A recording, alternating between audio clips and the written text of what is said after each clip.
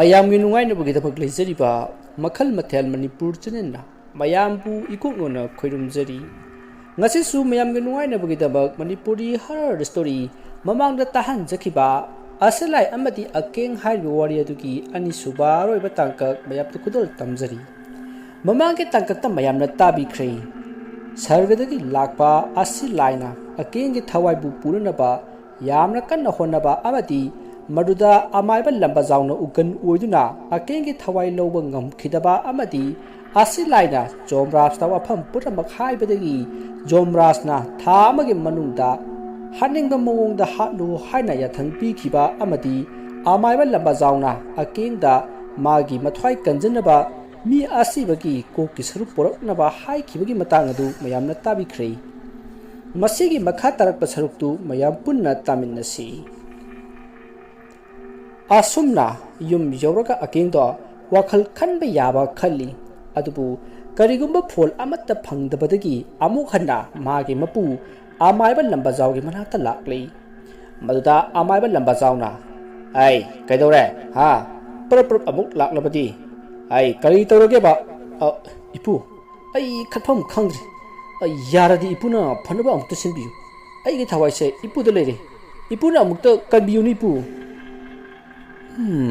ꯑꯗꯨꯗꯤ ꯋꯥꯁꯤ ꯑꯔꯥꯏꯕꯗꯤ ꯅꯠꯇꯦ ꯌꯥꯝꯅ ꯂꯨꯕ ꯑꯃ ꯑꯣꯏꯒꯗꯧꯔꯤ ꯅꯉꯣꯟꯗ ꯑꯩꯅ ꯃꯐꯝ ꯑꯃ ꯇꯥꯛꯀꯦ ꯃꯁꯤꯗꯒꯤ ꯑꯩꯅ ꯍꯥꯏꯔꯤꯕ ꯃꯤ ꯃꯀꯣꯛꯀꯤ ꯁꯔꯨ ꯍꯥꯏꯔꯤꯕ ꯑꯁꯤ ꯂꯧꯕ ꯌꯥꯒꯗꯧꯔꯤꯕꯅꯤ ꯑꯗꯨꯕꯨ ꯀꯔꯤꯒꯨꯝꯕ ꯈꯪꯅꯔꯛꯂꯕ ꯑꯩꯗꯤꯅꯦ ꯂꯣꯏꯔꯦ ꯑꯩꯒꯤꯗꯤ ꯁꯥ ꯀꯟꯖꯅꯕ ꯑꯩꯅ ꯊꯣꯛꯄ ꯇꯧꯔꯛꯀꯅꯤ ꯈꯪꯉꯨꯀꯣ ꯏꯄꯨ ꯑꯩ ꯀꯅꯥꯝꯇꯗ ꯈꯪꯍꯜꯂꯣꯏꯁꯤ ꯑꯩ ꯑꯀꯦꯡꯅꯤ ꯀꯩꯗꯧꯔꯒꯦ ꯐꯔꯦ ꯑꯗꯨꯗꯤ ꯍꯣꯔꯦꯟ ꯑꯍꯤꯡꯁꯤ ꯅꯣꯡ ꯁꯣꯏꯗꯅ ꯇꯥꯒꯅꯤ ꯑꯗꯨꯅ ꯃꯤ ꯀꯅꯥꯃꯠꯇ ꯃꯄꯥꯟ ꯊꯣꯛꯅꯔꯣꯏ ꯑꯗꯨꯅ ꯃꯗꯨꯒꯤ ꯈꯨꯗꯣꯡꯆꯥꯕ ꯂꯧꯔꯒ ꯑꯩꯈꯣꯏꯒꯤ ꯈꯨꯟꯖꯤꯟꯗ ꯃꯨꯁꯂꯤꯝ ꯏꯆꯤꯟ ꯏꯅꯥꯎ ꯈꯔ ꯇꯥꯔꯤꯗꯅ ꯃꯈꯣꯏꯒꯤ ꯃꯣꯡꯐꯝ ꯑꯃ ꯆꯤꯡꯈꯣꯡ ꯃꯅꯥꯛꯀꯤ ꯂꯩꯄꯨꯡ ꯑꯍꯥꯡꯕ ꯂꯝꯍꯥꯡ ꯑꯃ ꯂꯩꯕꯗꯨꯗ ꯂꯩꯔꯤꯕꯅꯤ ꯃꯗꯨ ꯅꯪꯅ ꯇꯧꯈꯥꯏꯔꯒ ꯃꯗꯨꯒꯤ ꯑꯁꯤꯕꯁꯤꯡ ꯑꯗꯨꯗꯒꯤ ꯃꯀꯣꯛ ꯑꯃ ꯄꯣꯔꯛꯎ ꯑꯗꯨ ꯑꯣꯏꯔꯕꯗꯤ ꯅꯪꯒꯤ ꯄꯨꯟꯁꯤ ꯀꯟꯕ ꯉꯝꯒꯅꯤ ꯅꯠꯇ꯭ꯔꯕꯗꯤ ꯅꯥꯀꯣꯔꯤ ꯏꯄꯨꯅ ꯍꯥꯏꯁꯤꯕꯨ ꯈꯨꯟꯖꯤꯟꯒꯤ ꯃꯤꯅ ꯆꯠꯄ ꯉꯝꯃꯗꯕ ꯕꯨꯠ ꯃꯀꯣꯟꯅꯤ ꯍꯥꯏꯅꯕ ꯆꯤꯡ ꯃꯆꯥꯗꯨꯔꯣ ꯍꯣꯏꯅꯦ ꯍꯣꯏꯅꯦ ꯑꯗꯨꯅꯤꯅꯦ ꯍꯥꯏꯔꯤꯕꯁꯦ ꯍꯣꯔꯦꯟ ꯑꯍꯤꯡ ꯀꯥꯎꯒꯅꯤ ꯑꯁ ꯏꯄꯨ ꯑꯗꯨꯗꯤ ꯑꯩꯗꯤ ꯕꯨꯠ ꯑꯣꯛꯅꯔꯒ ꯑꯗꯨꯝ ꯁꯤꯕ ꯇꯥꯕꯅꯤꯅꯦ ꯁꯤꯔꯣꯏ ꯕꯨꯠꯁꯤꯡ ꯑꯗꯨꯅ ꯁꯣꯛꯄ ꯉꯝꯗꯅꯕ ꯑꯩꯅ ꯖꯟꯇ꯭ꯔ ꯑꯃ ꯁꯤꯒꯗꯧꯔꯤꯕꯅꯤꯅꯦ ꯑꯗꯣ ꯏꯄꯨꯒ ꯄꯨꯟꯅ ꯆꯠꯄꯗꯤ ꯀꯔꯤ ꯀꯥꯏꯒꯦ ꯑꯀꯦꯡ ꯑꯩꯗꯤ ꯌꯥꯎꯕ ꯌꯥꯗꯦꯅꯤ ꯅꯪꯅ ꯉꯝꯖꯔꯒꯅ ꯅꯪ ꯍꯤꯡꯉꯦ ꯉꯝꯖꯗ꯭ꯔꯒꯅ ꯃꯔꯛ ꯃꯪꯂꯥꯟꯗ ꯎꯕ ꯅꯠꯇꯅ ꯎꯔꯔꯣꯏ ꯍꯥꯏꯗꯅ ꯑꯗꯨꯝ ꯇꯨꯔꯦꯜ ꯃꯄꯥꯟꯗ ꯄꯨꯈꯤꯕ ꯇꯥꯕꯅꯤꯅꯦ ꯍꯦꯔ ꯏꯄꯨ ꯃꯩ ꯍꯧꯔꯤꯉꯩꯗ ꯘꯤ ꯍꯩꯔꯛꯀꯅꯨꯗ ꯑꯩ ꯅꯨꯄꯥꯅꯤ ꯑꯩꯅ ꯊꯣꯛꯄ ꯇꯁꯥ ꯎꯄꯥꯏ ꯇꯧꯗꯅꯅꯦ ꯁꯣꯏꯗꯅ ꯄꯣꯔꯛꯀꯅꯤ ꯑꯩ ꯆꯠꯂꯦ ꯑꯗꯣ ꯏꯄꯨ ꯗꯈꯤꯅꯥꯗꯤ ꯉꯁꯥꯏꯒꯤꯗꯨꯅ ꯑꯣꯏꯔꯣ ꯑꯩ ꯍꯌꯦꯡ ꯂꯥꯛꯀꯅꯤ ꯑꯩ ꯆꯠꯂꯦ ꯏꯄꯨ ꯉꯥꯏꯈꯣꯅꯦ ꯕꯨꯠ ꯆꯪꯗꯅꯕ ꯖꯟꯇ꯭ꯔ ꯄꯨꯈꯣꯅꯦ ꯍꯩꯃꯥ ꯊꯧꯈ꯭ꯔꯦꯅꯦ ꯃꯥꯒꯤ ꯃꯇꯝ ꯂꯣꯏꯔꯕꯣꯏꯔꯦꯀꯣ ꯑꯁꯨꯝꯅ ꯑꯀꯦꯡꯗꯣ ꯑꯃꯥꯏꯕ ꯂꯝꯕꯖꯥꯎꯅ ꯖꯟꯇ꯭ꯔ ꯑꯗꯨ ꯄꯤꯒꯦ ꯍꯥꯏꯅ ꯀꯧꯕ ꯑꯗꯨ ꯇꯥꯗꯅ ꯃꯥꯒꯤ ꯒꯥꯔꯤ ꯑꯗꯣ ꯌꯥꯝꯅ ꯌꯥꯡꯅ ꯂꯩꯈꯠꯂꯒ ꯊꯧꯈ꯭ꯔꯦ ꯅꯨꯃꯤꯠ ꯑꯗꯨꯒꯤ ꯅꯨꯃꯤꯗꯥꯡꯗꯨ ꯑꯀꯦꯡꯗꯣ ꯇꯧꯐꯝ ꯈꯪꯂꯝꯗꯦ ꯀꯔꯤꯕꯨ ꯊꯣꯛꯀꯗꯧꯔꯤꯕ ꯖꯥꯠꯅꯣ ꯍꯥꯏꯅ ꯃꯍꯥꯛ ꯃꯊ꯭ꯋꯥꯏ ꯌꯥꯝꯅ ꯋꯥꯖꯈꯤ ꯑꯗꯨꯕꯨ ꯕ꯭ꯔꯦꯛ ꯌꯥꯎꯗꯕ ꯃꯇꯝꯅ ꯀꯅꯥꯕꯨꯁꯨ ꯉꯥꯏꯗꯕꯅ ꯃꯇꯝꯗꯤ ꯅꯨꯃꯤꯗꯥꯡꯒꯤ ꯄꯨꯡ 12 ꯍꯦꯟꯖꯜꯂꯛꯂꯤ ꯅꯣꯡꯁꯨ ꯈꯥꯛꯄ ꯂꯥꯎꯕ ꯇꯧꯗꯨꯅ ꯑꯉꯛꯄ ꯐꯪꯅ ꯍꯩꯊꯔꯤ ꯃꯁꯤꯗꯒꯤ ꯑꯀꯦꯡꯗꯨ ꯐꯃꯨꯡꯗ ꯑꯁꯨꯝ ꯂꯩꯔꯝꯕꯗꯒꯤ ꯅꯣꯡꯅꯒ ꯇꯥꯕꯅꯦ ꯂꯨꯝꯐꯨꯒ ꯁꯥꯕ ꯑꯗꯨꯗ ꯎꯏꯔꯨꯝ ꯇꯧꯔꯛꯂꯒ ꯑꯗꯨꯃꯛ ꯇꯨꯝꯊꯈ꯭ꯔꯦ ꯃꯁꯤꯗꯒꯤ ꯃꯍꯥꯛ ꯐꯨꯛ ꯍꯧꯒꯠꯂꯛꯂꯤ ꯑꯗꯨꯒ ꯃꯄꯥꯟꯗ ꯄꯔꯞ ꯊꯣꯛꯂꯛꯏ ꯑꯗꯨꯒ ꯃꯈꯣꯏꯒꯤ ꯁꯪꯒꯣꯏꯗ ꯂꯩꯔꯤꯕ ꯌꯨꯄꯥꯛ ꯑꯗꯣ ꯄꯥꯏꯔꯒ ꯑꯃꯥꯏꯕ ꯂꯝꯕꯖꯥꯎꯅ ꯍꯥꯏꯔꯛꯄ ꯆꯤꯡ ꯃꯆꯥ ꯑꯗꯨ ꯇꯝꯅ ꯂꯥꯛꯂꯤ ꯑꯁꯨꯝꯅ ꯂꯥꯛꯄꯅ ꯆꯤꯡ ꯑꯗꯣ ꯌꯧꯔꯤ ꯅꯣꯡꯁꯨ ꯑꯗꯨꯝ ꯃꯇꯥꯔꯤ ꯃꯁꯤꯗꯒꯤ ꯑꯀꯦꯡꯅ ꯆꯤꯡꯗꯨꯝ ꯃꯆꯥ ꯍꯥꯏꯒꯗ꯭ꯔꯥ ꯂꯩꯄꯨꯡ ꯑꯆꯧꯕ ꯍꯥꯏꯒꯗ꯭ꯔꯥ ꯃꯗꯨꯒꯤ ꯃꯊꯛ ꯑꯗꯨ ꯇꯝꯅ ꯄꯔꯞ ꯀꯥꯈꯠꯂꯛꯂꯒ ꯃꯪꯐꯝ ꯀꯣꯏꯊꯤ ꯊꯤꯔꯝꯃꯤ ꯎꯆꯤꯟ ꯅꯥꯆꯤꯟꯅ ꯃꯜꯂꯕ ꯇꯦꯛꯊꯔꯕ ꯋꯥ ꯈꯔꯅ ꯄꯨꯡꯀꯣꯏ ꯀꯣꯏꯁꯤꯟꯕ ꯃꯣꯡꯐꯝ ꯑꯃ ꯊꯦꯡꯅꯔꯤ ꯃꯗꯨꯗ ꯑꯀꯦꯡꯅ ꯑꯀꯣꯏꯕꯗ ꯀꯣꯏꯌꯦꯡ ꯌꯦꯡꯉꯒ ꯂꯩꯕꯥꯛ ꯇꯧꯕ ꯍꯧꯔꯛꯏ mana lebak tawge makhol ado mapham aduwaida sandurokpaga mapham marang khangdana kana gumba miyoi kharna kappa lawpa na hebage makhol tarakli maduda akingna hai ai yamna kiriba jani ko adu managa torakano na khoidine a la lebak ta lai chu cho noigi kanadraba hakchang polang singchi kanagadaba ina sijinabada kari kaige asumna ngangna tawbadi lepti asumna ngangna asum torakpada khu muk luraba kanda asiba hakchang polang ado thengari masidagi akingna sidi yam luna phumdedana fareda ai to wadana ba adudi makku kisruksi phodatlage asumna mahakna asiba aduge makokado hek phodatpaga akanba akhak araw amator i masidagi akingna mafam ado thadok lamlaga mayum lomda chelakli maruda akingna aidi mangeleba khochilam jadana haying sodana miwatana batare asi khanduna mahak mang aduda amuk lakli aduga mana takhairamba mang ado khochinaba hek tawbaga makok jawdaba asiba haksang polang aduna phuk hawlaklaga akingi makut aduda tap launa pairaga asiba haksang polang aduna hiplamba kom aduda khangching chingthari matam aduda akingna yamna kanna lawki mahana lawbadu taibang phawkladuna taibang dasu kanna lawki maduda magi mapa khoi chensil lakuna kaidore hain hangi maduda akingna kaisu tawdi mangda bur ubagi lawbni haina khumki masidagi mapana ibo nangama ahing chupa game da sanadana leirabadagi mapung phana tumdre aduna wairangani ko as pamna khaputida aina ahing da game sanari se yamna sanandana gane sanabaga nati sini na kidana ne sanariba kainu khangdiba haiba masidi ngawradana hai mama nang lehokidra ai di chatle hei ai su dum chatle o asing bangang basi angawbugi type khanbagi mawongni ne asumna akengi mama mapana chatkhiba aduda akeng do lauduna phamungda lehowi aduga khalli is aigi mangdudi karinu he ngarangina satki khanba thabakdudi tokthok tummaga leithu uredana hai kinoni aina ngarang tumbadadi ai sidre adu waradi ipu amaibana aingondagi nang manglakna raka sigani haidana lupa chawnga adum lori basi magi khadrak soidana waramgani aduga mana ba haidana mana sanaba laiduna aigi inhaka tharaga tamnahanba soidre huranba maiba angangdagi jut muttoraka sen tanba thawai la lonba hanuba ngasidi ngahandagi asilai saridi ipu lamba jawere thai khangani drama naha on thokpigeba asumna akengdo yamna sawna amaiba lamba jawgi manakta lakli mahakti asilai du lairam lenda magi nupi angang singa matam khargi oina laikhiba aduna mana tumlabasu karisu tawdribani haiba khangjadi maram maduna ngahandagi tarukliba asi amaiba lamba jawna mangondagi sen lokthokpa yaranaba tawba khadrakni haina yamna sawkhrei asumna yamna sawna akengdo amaiba lamba jawgi sumangda magi gari adu khami aduga yamna aphik na phai oina kowi amaiba lamba jawdu hobe throklaga ai kaino ha awala lakputu mangai ne kaidorage ai ipu awa asam loito kadai aina ipu da pikhiba sen mayamdo loipiro ai bungo adodi maningi pan dukan sidagi lawro kayune ipu na makut thilisidi makhoigi amang sangni ne kayone ipu ai ki sendu biu harga asiga amang sangsida khuthilaga asidagi lawro di nati ai bu anga ni kaina usitri bro adun laga khanganu nati kaigino nangna adu khallaga laisibo ngaragi thabak kamtoba ngaragi thabak loito punamakse ipu amaibana ne sen tanana ba tawba kharak ne haibase ai loi khanglaba chan migi mangdu tawrabadi mayam changdana ai phurani adagi di phurabani na karigumba phubada sirabadi ipu na aingondagi them lawkiba sensing adu piyu hararoi sinatro ai akeng nang madum na di hainu ngasi phawda aina nangi damak asuk jamna honaraga gari sul leitana ngang badudi ai kaya nungai te ko hera ipu na ai da mohon bi hari sibu manglak na raga sidana ba haidana thok thak khara haijin baduro ha ai ngrang nungai na tummaga lei kasu tawti nati ipu na aibu manglak na raga sigin gina haidai na adu kasu tawdrisina kamdori ba mado nangi narai bak phabni asi laido hojik miram lenna sida leite aduna nang na tumbada kalisu tawdribani khanglabra as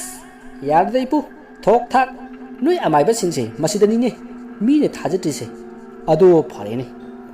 ai ngasi ahingsu nungai na tumgani masida karigumba sidraba ai ge sendo lulu singadabani ai chatle asi hairam maga aking do yamna sauna chakhi amai ba lamba jawsu yamna sauna lehowi asumna matam ado haukhri somdana asi laido magi nupi angang singda hayeng di ai miram len da chatlagani aduna phajwa mafam khara koirusi haiduna koiba chatlami numit adugi numidangni asi laina tumduna lairingai mangonda karigumba sahum ama fangi maruda asi laina kanano ne thinglaba kana sida second thar ibasina sidi miram lendagi pirakpa information nidra kari hari bijan akinga aiga yanadre nang mabu puningba matamda puba yagani hai masidi amaiba lamba jauna pirakpa soidana wairamgani asi khallaga asi laido ahing aduda harauduna koilau lawi akinga lamba jawga yanadre haiduna hauna sunno i asumna asi laina tawrakpa aduda mage nupiangang singna ngawrabro haina hangi maduda asi laina ngawre airi nungaire airi asumna isai su sakli magi matawadu ubata asi laigi nupi angang sing ado sitha nukli asumna nokpaga langbaga asi laigi imungdo nungaina ahing aduma laikhri somdisu akingdo yamna usitna ho asilai aibu hatpiro ngasi ahing manglak naraga hatpiro asi haina lauraga tumkhri asumna akingdu hek tumthabaga mahak main ngarang chakpa paklaba marbumi amada masado asabana ngauduna koisen chelami phanayamna chelabasu saklib mai adugi asabadagi kokpa leiramdi hena dum sagal i adubu mahak masadi siba naikhide maina phana kanna ngarang chaklabasu siba naidabana maisa ado adum khanglabni asumna leiringai yamna kiningai oiraba phimu setpa saru sayangi mawungsu manba ama akingi manakta prap changaga akingi mangaksam aduda maida ngaksang ngana lawraba segap amana saptuna thangatli aduga amuk leimaida thadaraga ngarang chakliba maitan marak aduda soro sinduna puri maruda akingdo ai sire haina kanna lauri maruda akingi mama mapana sensil laktuna akingbu kanna hogdoki adubu akingdi mamit chungpang panglamdi masidagi akingi mapana akingi lukhumda leiriba bottle adagi kisingado khara makutta haidoklaga akingi mamaida chaisilli maruda akingdo khangprek khangna hogolai aduga sor thabet holi maruda mamana kaidorage haina hangi maruda akingna magi mamangda ukhiba singado loina tamkhi maruda mapana era madudi makumangni adugi bo asese tumbadane mondo manam namthokagare tum aphaba wakhal khallaga tumu butpet hingsa yai tambagi wakhal khallaga tumlabadi madu hekta ubuni sese pothar nongsu ngangedore asumna hairam laga akingi mama mapado tumba chakri akingsu magi kaadu da lehori adubu aking tumthaba yaramti maram aduna mahak phamlaga nonganba adumak ngairi mathangi nongale akingdu magi mapu amaiba labajawgi manakta yamna chatningi adubu mana haikhiba ngakhiba aduna mahak chatpa ikaiduna chatre numit adu maktata asilaisu lakli aduga kingbu munna jengna lei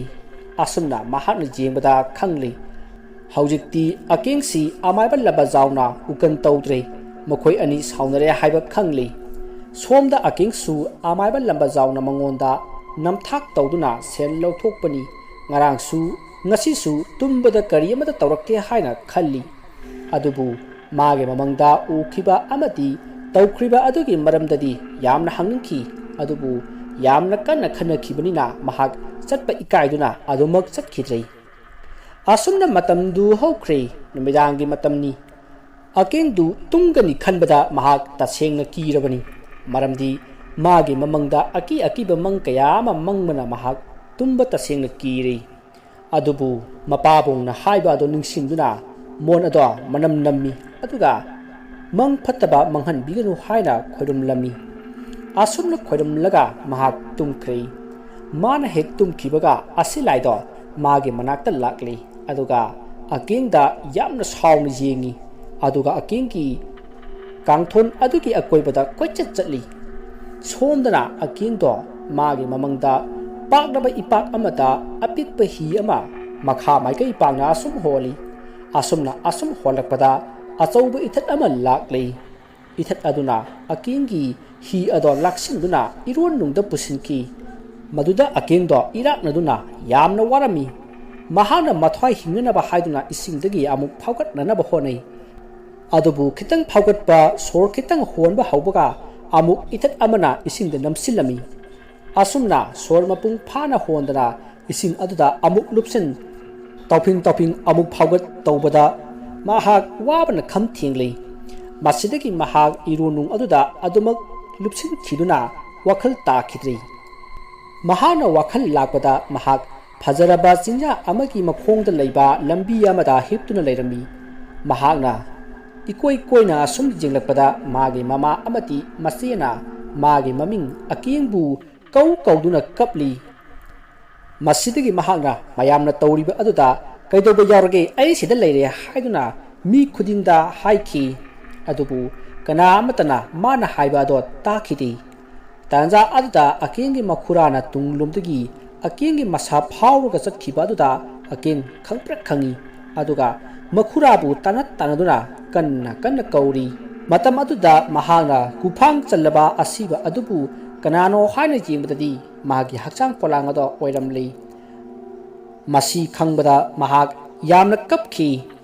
amaiba lamba zawna haiba adu injaram labadi ngasi siliba asi siram loidabani haina yamna pinjakhidi